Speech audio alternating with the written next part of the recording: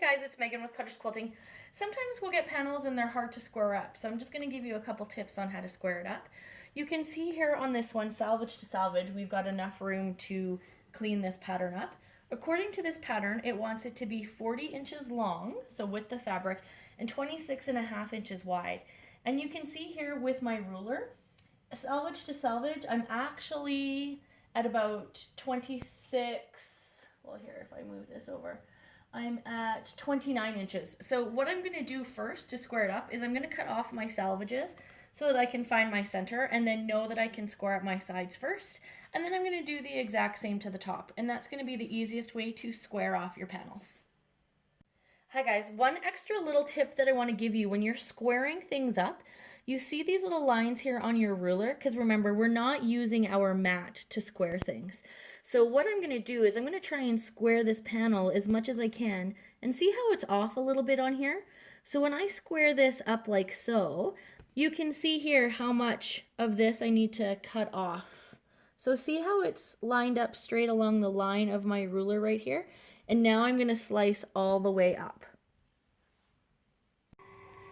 So as you can see, we've squared up our sides and we know that this is the center of our panel right here because I've ironed it to find my centerpiece. As you can see up here, this is the amount of waste that we have because I found the exact center of my panel. So what has happened now is we need to have the panel measure 40.5.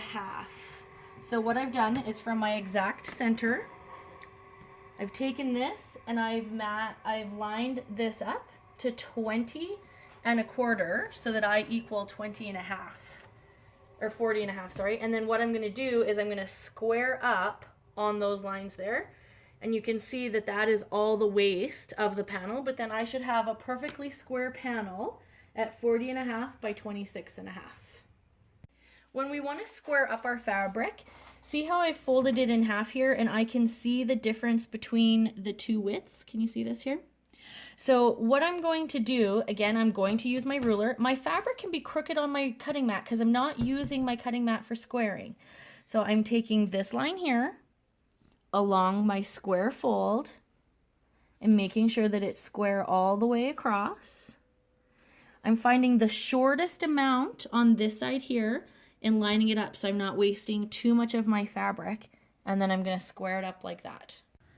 So here is the finished quilt, and you can see how square it came out. Sometimes sewing with panels can be difficult, but it doesn't have to be.